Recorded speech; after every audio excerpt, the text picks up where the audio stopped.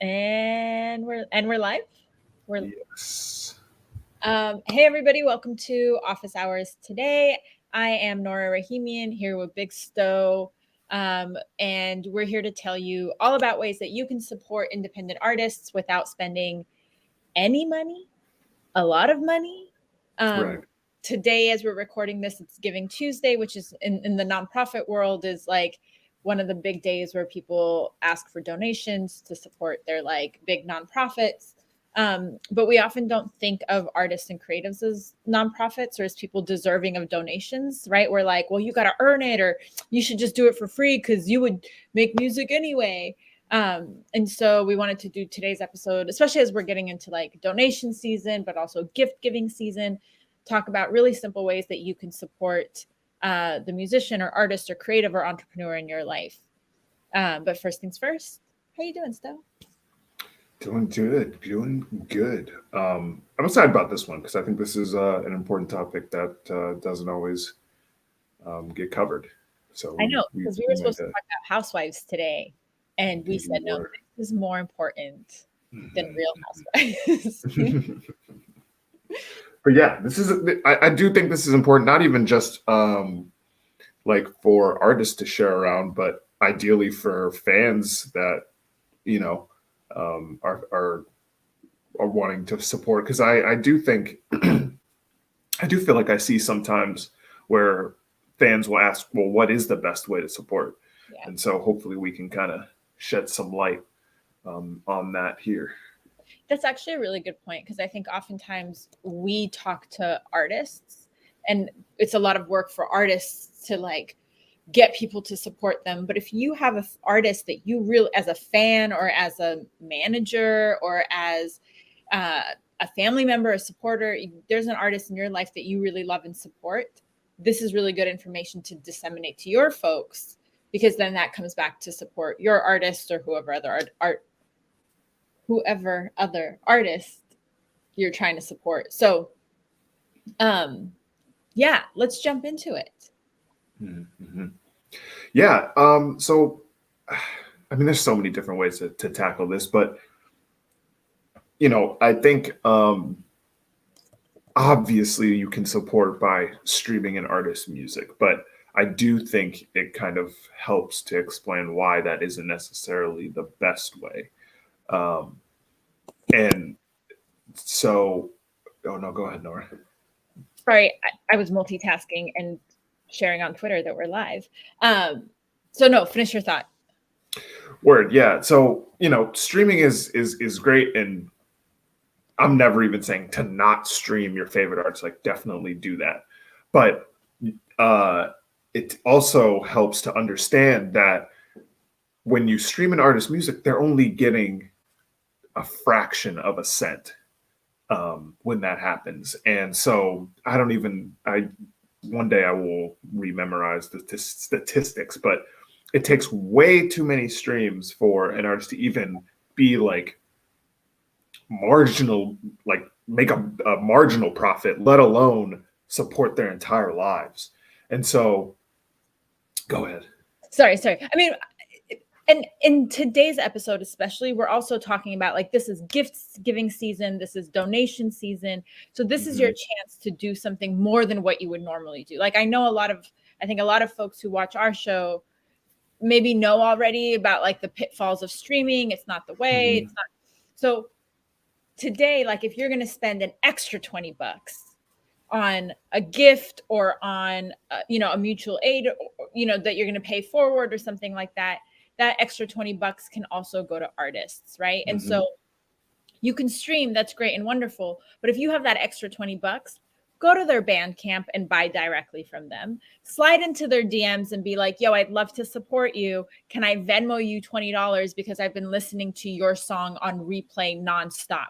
Your $20 that's being Cash App to that artist is going to go so much further than you streaming it a million times on whatever your favorite platform is. So you Mm-hmm. can easily just do that and be like, yo, thank you. You got me through a heartbreak, or you got me and my partner together. Can I slide you some money? You can slide in the DMs and do that. The more you talk about how much you love an artist, right? As a fan, the more you talk about how much you love an artist and you're showing us that you're listening to them and you're telling us how the song is impacting them, or you're using their song behind your own content, that kind of, right? Like, I think streaming is really a passive way to support an artist, but there's so many more active, proactive ways to support an artist.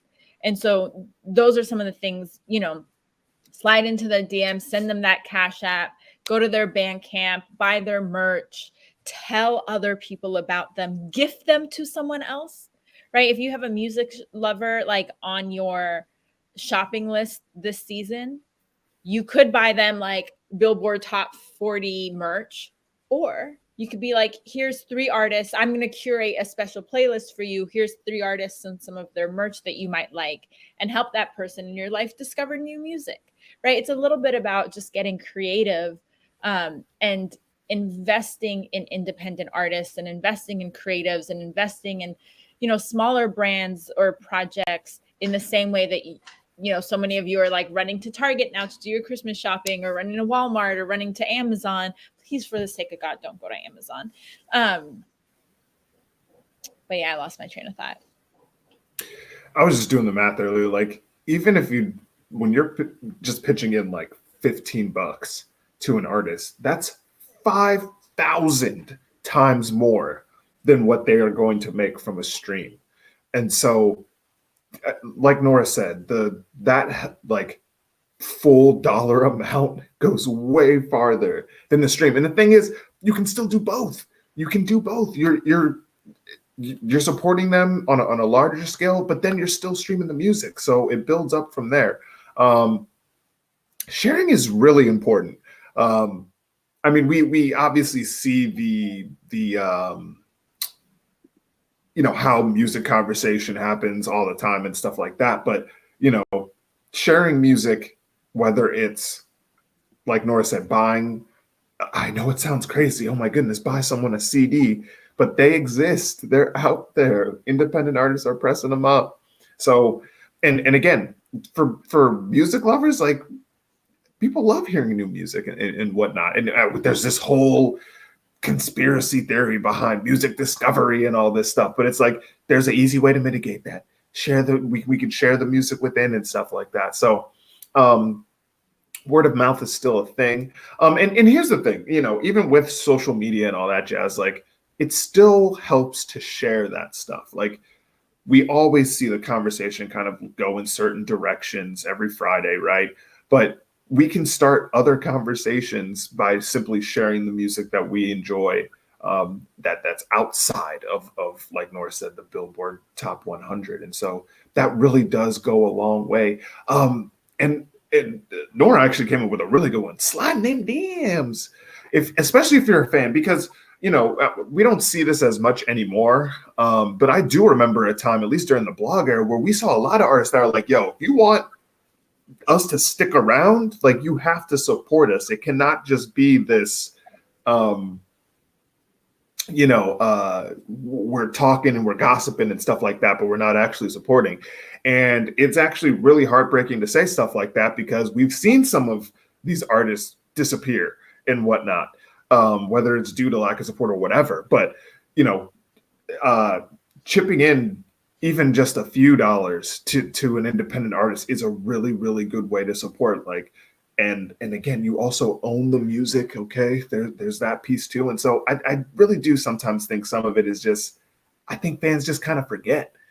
And I think, I do think there's this like miscommunication sometimes, I think, where the artist assumes that the fans know the proper way to support.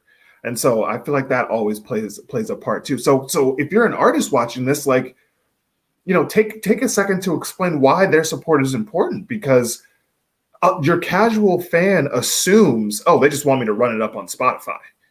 You know what I mean? Like, if you walk up to an average fan and talk to them, they're probably just like, oh yeah, like, I'll stream it over here. But if you tell them, hey, you can buy this over here, and that supports me and my career to travel, to go on tour, to do this, to do that, like, it's a call to action that allows the needle to kind of shift and the narrative to shift, because now fans are getting educated on how to support as well. Yeah, I mean, I think that's a really good point, because oftentimes if you're only making one ask, that's all your audience is going to do. And they're not doing the mental labor of thinking about, oh, how else can I support this artist? Like, your fans or your casual listener is so busy. But for someone who just listens to a song, likes a song, it's really easy to share, really easy to comment. Speaking of supporting your favorite artists, I lost my track. I'm sharing for everybody to look at, but Sto and I do this work. We're creatives and we're entrepreneurs, and we don't ask for anything but your views. And so today we're going to ask for your donations. If you want to support our work, CashApp me or Venmo me and put office hours in the subject line. We're working on getting me and Sto in the same place at the same time, because that's like never happened. But it also allows us to like invest in graphics and editing and all of that kind of stuff. So did Atlanta just never happen? What are you talking about? That Atlanta was like 30 seconds. It wasn't quality time. It was like 2-3 hours. But you just interviewed me. We didn't like hang out, and it wasn't the same. Fair enough. Like, our relationship wasn't the same then as it is now. And it was office hours. Atlanta was what allowed me to peer pressure you into doing office hours. Right. Which is a story we should tell one day. Yes, but ways. What was I saying? I'm all over the place. You were saying, I mean, so share, right? And like, I know we live in a social media age where we're like, oh, but this sharing doesn't really do anything, or oh, but actually, like, the way we can never beat the algorithm. But if you comment, you like, you share, you amplify, right? And amplifying beyond your social media, right? Like, you can put it out in your newsletter. Hey, check out what Big Sto is doing. Or you can share it in your Discord community that you're a part of and be like, hey, y'all, I just listened to this artist I really like. I think you might like it.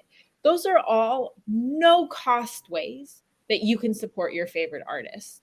And then if you want to, you can even screenshot it and be like, man, I love office hours so much that I was gassing them up in my Discord today. Shout out Nora and Sto, and then put that in your Instagram story so that it amplifies, right? But ultimately what we're getting at is word of mouth is still the most important tool. And it's still the most impactful way to get people to try new things. And so if there's an artist that you like, your cosign of them, not big industry cosign, but your like individual cosign to be like, here's what I'm listening to. Here's how it made me feel. Here's how it impacted me, right? Uplifting and amplifying when people impact you is a great way to like alley-oop people in their direction. Those little things, because people know you, like you, trust you, they're going to take your word when you make a recommendation around music. And so it's almost, like as a fan, you're in a position to directly support the artist, but also to bring other people into the artist's ecosystem. And those things, again, no cost, low cost, easy lifts, like minimal effort things that you can do to support artists, especially, like I said, in this time of year. You can get people gift certificates. Like if you have an artist in your life, get them and this isn't even to plug us. I'm really just giving this as an example. Get them a gift certificate for a consulting session with me and Sto, rather than getting them, a Target gift card. Or get them an hour mixing session with an engineer they really want to work with, rather than buying them that Starbucks. You're going to spend the money anyway, but spend it in these ways that can really support the creatives in your life. I feel like we're doing an infomercial. No, I mean, the first thing I was going to say is like the little things matter. I think we get so wrapped up in having like, the numbers and stuff like that and going viral and, obviously ego playing into all that jazz, blah, blah, blah. But the little things really, something as simple as a share, it really does matter. And all those little actions compound together. to make something greater. And so, you know, I know it's very easy, especially with how numbers are thrown at us these days. It's very easy to be like, what's the point?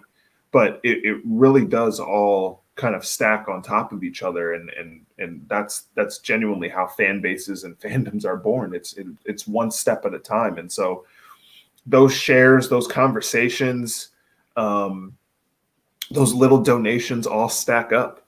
And so, you know, again, whether you're breaking it down for your fans and supporters, or you're a fan looking for the right way to support an artist, like, have that conversation. You know what I mean? The more we talk about it, the more fans are able to understand, the more artists are able to educate their fans and whatnot, and then everybody wins. And the last thing I'll say for today is, then when your fans do those things for you, say thank you. Send them a handwritten thank you note, right? Respond to those messages. Send them, you know, show that gratitude and that appreciation, because again, and we say this all the time, but this is all about people. The music industry, music business, fandom is all about people. We're not bots, we're not robots, we're not AI, we're not an algorithm, we're people. And so the more you nurture that people to people relationship, the more you're going to have real fans that are willing to put real work behind you. And they feel that. But like, that's where the fan base building and stuff, it's literally not just about growing arbitrary numbers. It's about the people behind those numbers feeling something and actually understanding what you're trying to do. And so again, the more we talk about stuff like this, the more fans like really ask what is the best way to support, the more artists really break down what is the best way to support, versus letting, you know, all these other entities really push, you know, what they want. Like, I think we can really make a difference. And, you know, you can get creative with what, like, a fundraising campaign, like if you really wanted to go heavy on collecting donations, you could get really creative on what a campaign looks like. Hey, y'all, I need $100 for my next music video. You know, $10 will get you a shout out at the end of the video. $80 will get you a walk-on cameo. Like, you can really get creative and run campaigns. And it doesn't have to be a big, huge, like, GoFundMe, right?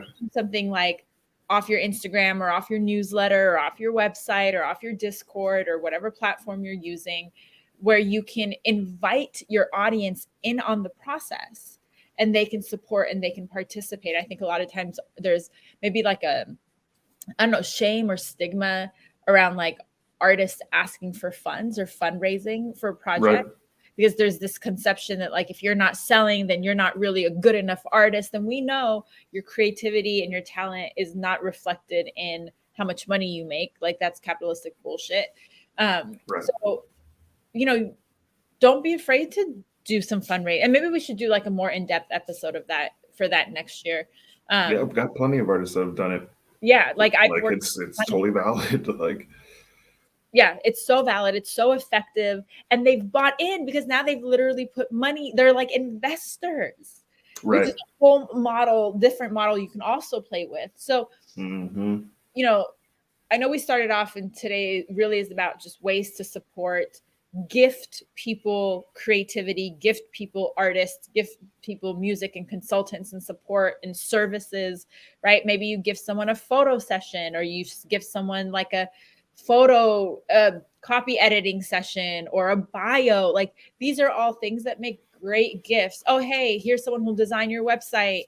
If anybody wants to get me a gift, that's what I need.